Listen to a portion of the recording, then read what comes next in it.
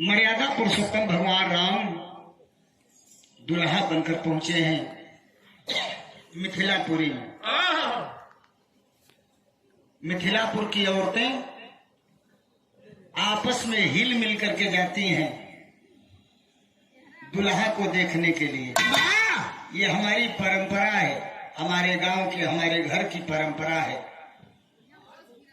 जिसके घर भी बारात आती है, गांव की माताएं बहनें, टोले मोहल्ले की माताएं बहनें मिल करके जाती हैं, मंगल गीत गाती हैं और आपस में चर्चा भी करती हैं कि दुल्हन के लायक है या नहीं है, तारीफ करती है। तो देखें मिथिलापुर की औरत एक ही बार नहीं, उससे पहले भी आपस में हिल मिल करके गई हैं कुछ देखने के लिए। विवाह तो बाद में हुआ, विवाह से पहले स्वयंवर रचा गया था। आवाज ना, देश विदेश के राजा लोग आए हुए थे। मिथिलापुर की औरतें जाती हैं, चला जाए देखा जाए स्वयंवर शाला में कैसे कैसे राजा आए हैं, सरंग रूप के राजा आए हैं, तो भाव देना पड़ा है।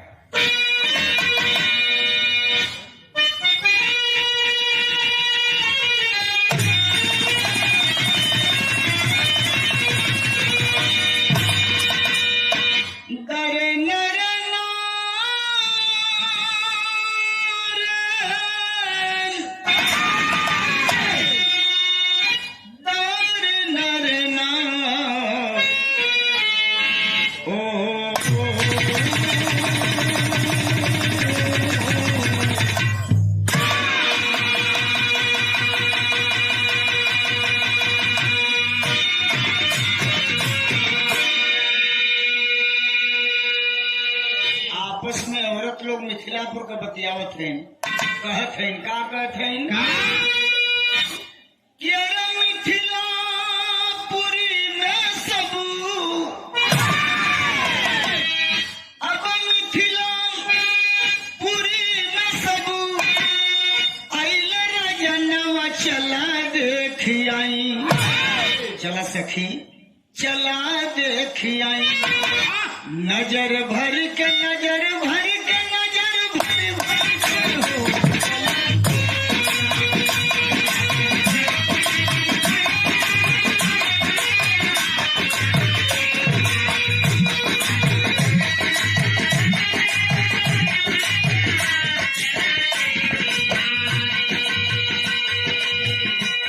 पहुंचे थे, देखत है कि स्वयंवर में कैसन कैसन राजा लोग आयल बा, कोई सावर कोई गौर शरीरा,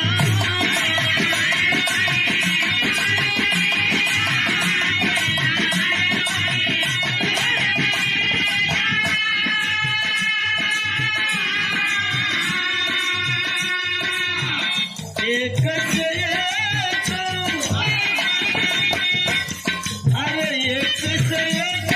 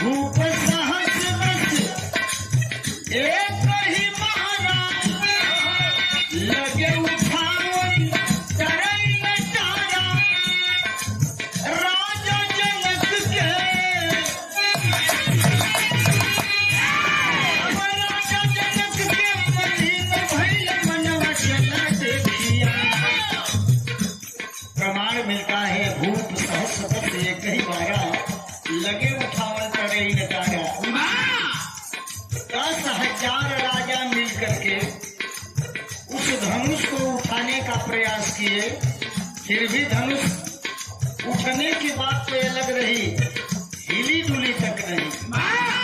तो थोड़ी सी शंका होने लगती है यार। शंका ये होने लगती है कि 10,000 राजा में मान लीजिए 5,000 राजा धनुष की डोरी की ओर दोनों हाथ लगा करके पकड़े होंगे, और 5,000 राजा कमानी की ओर दोनों हाथ लगा करके पकड़े हों, उठाए हों, फिर भी धनुष नहीं हिली डुली। इसका मतलब कम से कम 2 फरलांग तो लंबी धनुष होनी ही चाहिए, तभी कतारबद्ध होकर के राजा पकड़ सकते हैं साइड से। तो क्या धनुष इतनी लंबी थी? नहीं। अच्छा, मान लीजिए कि लंबी रही होगी धनुष, अगर 10,000 राजा उस धनुष को उठा लेते तो फिर सीता जी की शादी किससे होती? ये तार्किक प्रश्न है। तो कुछ लोगों ने कहा कि नहीं, अर्थ का अनर्थ यहाँ किया जा रहा है। पारा का अर्थ होता है दिन। एक दिन में 10,000 राजा बारी बारी से उस धनुष को आजमाए उठाने के लिए, लेकिन कोई नहीं उठा पाएगा। फिर यहाँ तार्किक प्रश्न शुरू हो जाता है। एक दिन में 10,000 राजा बारी बारी से उठाएगा। 1 घंटा बराबर 60 मिनट, और 24 घंटे का एक दिन रात दिन मिला करके होता है। 24 में अगर हम 60 का गुणा करते हैं तो 1,440 मिनट हो रहे हैं। अगर एक राजा को 1 मिनट दिया गया होगा धनुष उठाने के लिए, तब भी 1,440 से अधिक राजा उस धनुष को आजमा नहीं पाएंगे। तो क्या सही होना चाहिए? मेरे दिमाग में बात आई, हमने खोजना शुरू कर दिया। तो एक जगह थोड़ा सा संकेत मिला, भूप सहस। सहस शब्द के आगे कोष्ठ में सहस्त्राबाहु लिखा हुआ मिला। 10 के आगे कोष्ठ में 10 कंधर लिखा हुआ था, यानी दशानन रावण। रावण और सहस्त्राबाहु दोनों लोग पहुंचे थे उस स्वयंवरशाला में। उस जमाने के दोनों प्रतापी राजा थे, बलशाली राजा थे। बारी बारी से दोनों आजमाए, नहीं उठी। फिर दोनों राजा सहस्त्राबाहु और रावण दोनों मिलकर के उस धनुष को एक साथ उठाने का प्रयास किए, फिर भी धनुष नहीं हिली डुली। तो ये थोड़ी सी संतोषजनक बात समझ में आती है। द्रौपदी के 5 पति हो सकते हैं, तो दोनों राजा मिलकर के अगर धनुष को उठा लिए होते तो सीता की शादी दोनों से हो जाती। लेकिन राजा जनक जी तुरंत बोल पड़े स्वयंवर में कि तजहु आस, को स्वामी जी ने लिखा है, तजहु आस सब निज गृह जाहू, लिखा न विधि वैदेही विवाहू। सब लोग अपने अपने घर को जाएं, अभी विधाता मेरी सीता की शादी नहीं लिखा है। पहले लक्ष्मण जी कैश में आ गए, खड़ा हो गए, विश्वामित्र जी के सामने मुखातिब हो करके लक्ष्मण जी कहलन कि गुरुदेव, अगर आप आदेश मिले तो एक हम काम कर सकेगा। कौन सा काम?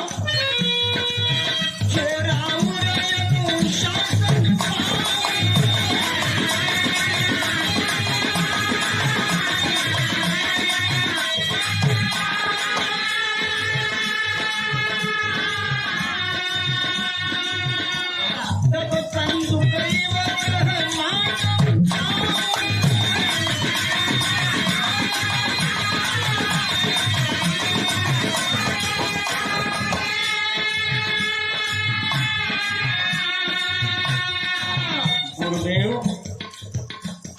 अगर आपका आदेश मिले तो इस धनुष को कौन कहे, पूरे ब्रह्मांड को मैं गेंद की तरह उछाल दूं।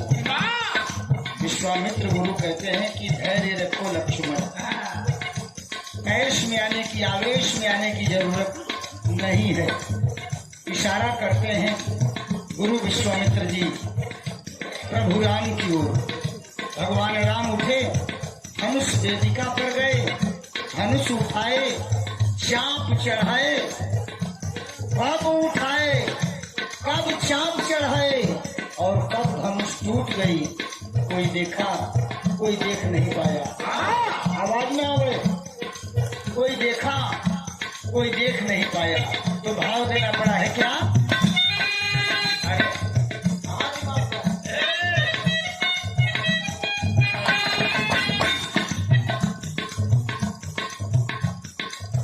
कब खाए चाल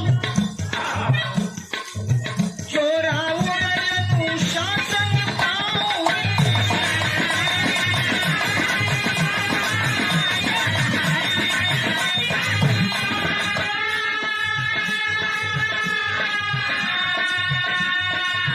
बंधु परिवर मान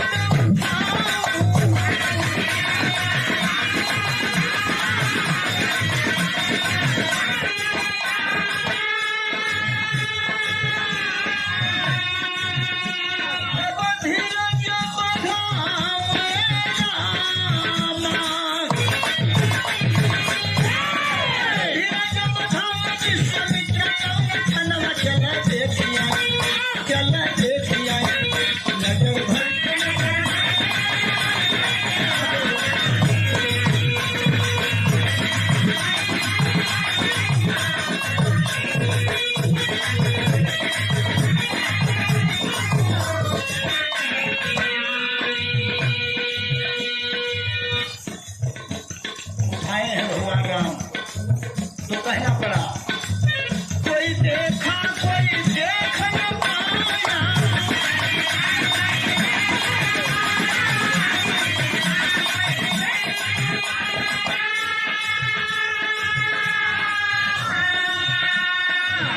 आदरणीय श्री ब्रजेश विश्वकर्मा जी सादर 151 रुपए पुरस्कार प्रदान किए हैं।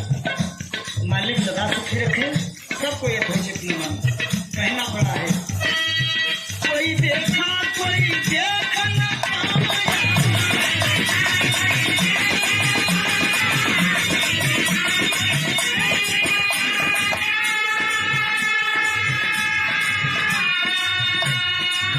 अब खैचा कब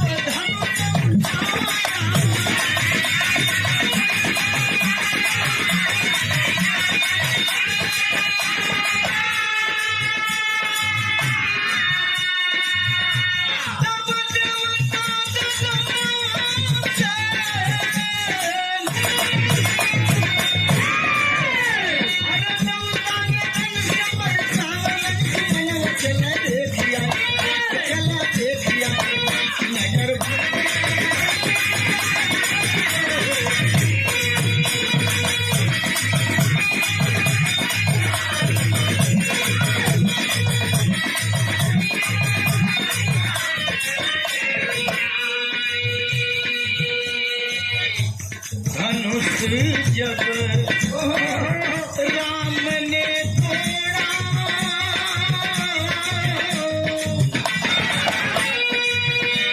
धनुष जब राम ने तोड़ा, उठाई जान की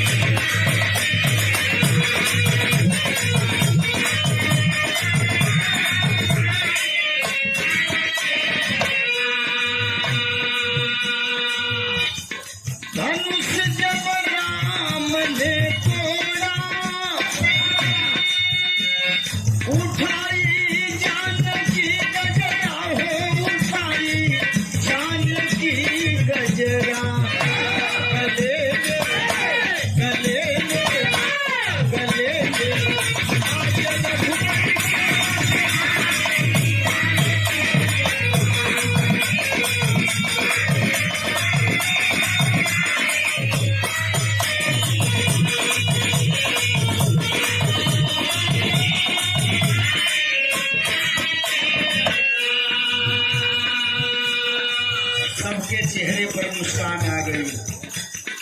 हर्ष की लहर चारों तरफ दौड़ जाती है। सीता जी भगवान राम को जयमाल पहनाती हैं, भगवान राम सीता जी को जयमाल पहनाते हैं। इसके बाद अब यहाँ से आगे बात बढ़ती है। राजा जनक जी जाते हैं गुरु विश्वामित्र जी के पास और कहते हैं कि सुनने में आ रहा है कि राजा दशरथ के 4 बेटे हैं। 2 भाई राम लक्ष्मण तो यहाँ जनकपुर में स्वयंवर शाला में आए हुए हैं, लेकिन 2 भाई भरत और शत्रुघ्न अयोध्या में हैं। विश्वामित्र मुनि कहते हैं कि तो आपका विचार क्या है? राजा जनक जी कहते हैं कि हम 2 भाई हैं। जनक राजा कहते हैं कि हम 2 भाई हैं और 2 भाइयों के बीच में हमारी 4 बेटियां हैं। हम चाहते हैं कि एक ही साथ 4 बेटियों की शादी राजा दशरथ के 4 पुत्रों से मैं कर दूं। विश्वामित्र जी कहते हैं तो देर किस बात की? पत्र भेजिए अयोध्या में, बारात मंगवाइए, भरत और शत्रुघ्न भी दुल्हा बन करके आ जाए, तब बात आगे बढ़े। राजा जनक जी चिट्ठी लिखते हैं, भेजते हैं चिट्ठी अयोध्या में। राजा दशरथ जी जब उस पत्र को पढ़ते हैं तो इतना खुश होते हैं, इतना खुश होते हैं कि गोस्वामी तुलसीदास जी को लिखना पड़ा कि चलहु बेगी रघुवीर बराता, सुन्नी पुण्य पुलक परे उदो भ्राता। शीघ्र राजा दशरथ जी भरत और शत्रुघ्न दोनों बेटों को दुल्हा का रूप देते हैं, बारात सजाते हैं, लेकर के जनकपुर में पहुंचते हैं। कल बारात जाएगी शिवदशा से, इस गांव में जाएगी वह जनकपुरी है। आज के लिए शिवदशा गांव या कल के लिए शिवदशा गांव अवधपुरी है। तो जब 4 भाई दुल्हा बन करके पहुंचे हैं अयोध्या में, उस समय का भाव है दोनों तरफ का भाव है। क्या भाव है? एक लाइन गीत का नमूना बा, एक यार दुनिया है, बस एक और दुनिया है इसी संसार।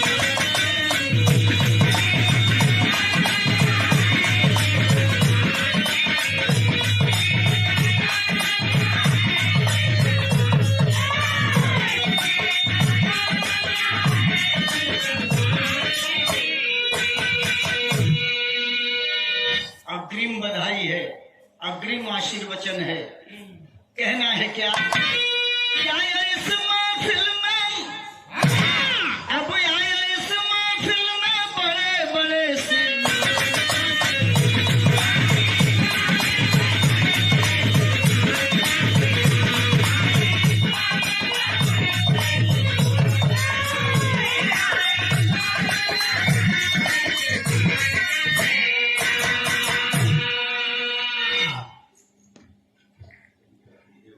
हमने की जाती पैसा हमने के दे। ये सागर 200 रुपए पुरस्कार परम आदरणीय आप महानुभाव बड़े भैया श्री दुर्जन यादव जी। नाम तो दुर्जन का लेकिन काम कैलन सज्जन का। दुर्जन कर थोड़ा दुष्ट आदमी, लेकिन पहले का पुरनिया जो उतना पढ़ल लिखल रहलन ना, रख दे नाम, मालिक की मर्जी। कहे जाला कि महिमा हो राम का किराए फरे भेली, नाम का दुर्जन लेकिन काम का सज्जन। जितना समाज सेवा आप करते हैं, जितना परोपकार का काम आप करते हैं, शायद बिरहा जगत में किंचित कोई कलाकार होगा जो इतनी संजीदगी से समाज सेवा करता। रात भर गई हन, दिन भर जगी हन, हम हमसे उतना ना सके। हमके तो जो एक बार पार्टी में जिला का पदाधिकारी बना दे बलिया का। अब वो रतिया का गा के आई है, सवेरमा जो बटे लोग जो बटे सुतर मुहाल कहते, हालत खराब हो गई। तो अंत में जाके हमके कहे के पड़ल कि भैया हमके पद से हटावल चुपचाप। हाँ, आया इस महफिल में बड़े बड़े श्रीमान का सेहरा,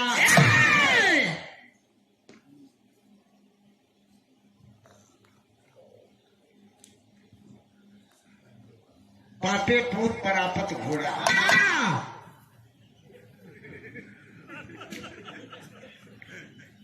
हंसने की बात नहीं है, बहुत दूर नहीं जाए के मालिक की बहुत कृपा होती है, तब ऐसा होता है कि बाप के रास्ते पर बेटा भी चले। जितनी जनसेवा में हमारे बड़े भैया दुर्जन यादव जी लगे रहते हैं, किसी न किसी रूप में आपके बड़े सुपुत्र हैं योगेश यादव, ये भी कम नहीं है समाज सेवा के लिए, हमेशा तत्पर रहते हैं। ये नाते हूं कि कह लिया कि अन्यथा मत लिया है।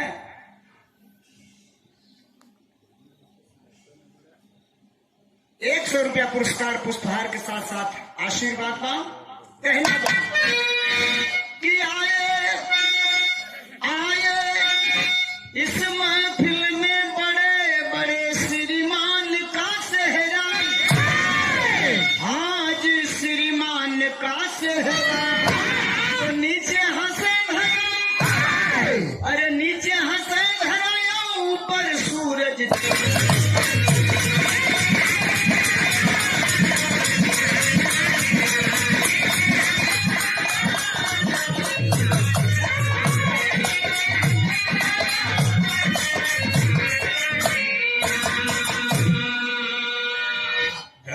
जब राम ने तोड़ा अयोध्या में खबर पहुंची, धनुष जब राम ने तोड़ा अयोध्या में खबर पहुंची, अयोध्या में खबर पहुंची। एक और राजा जनक, एक और राजा जनक, एक और दशरथ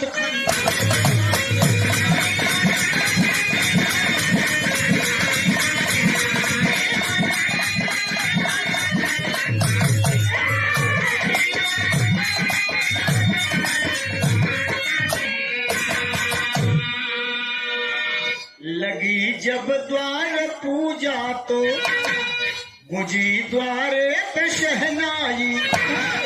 लगी जब द्वार पूजा तो गुजी द्वारे पे शहनाई।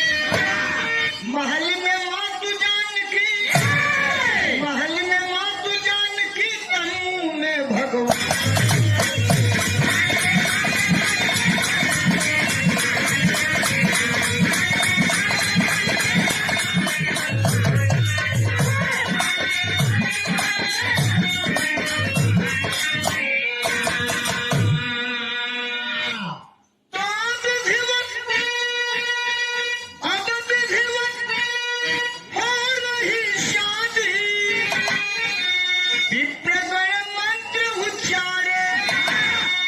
विप्रगण मंत्र उच्चारे, पूजा करावे वाला दोनों पक्ष का पुरोहित रोके रहल। एक और सतानंद, एक और सतानंद, एक और वशिष्ठ गुरु।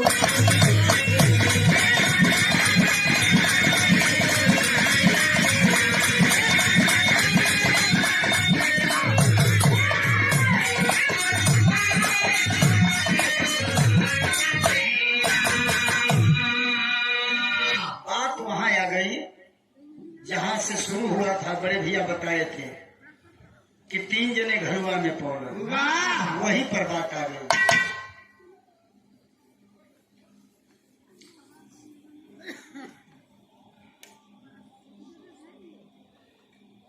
और ये देखें, आदरणीय आप महानुभाव श्री ओम प्रकाश विश्वकर्मा जी के बड़े सुपुत्र, जिनकी शादी है कल, आपकी ओर से पुष्पहार सादर 500 रुपए पुरस्कार आए हैं। आपको और आपकी होने वाली पत्नी को, आप दोनों को आशीर्वाद है। मालिक आजीवन आप लोगों के प्यार को, मोहब्बत को प्रगाढ़ बनाए रखें। आखिरी बंद में कहना है कि एक जन स्वयंवर में, एक जन स्वयंवर में धनुषा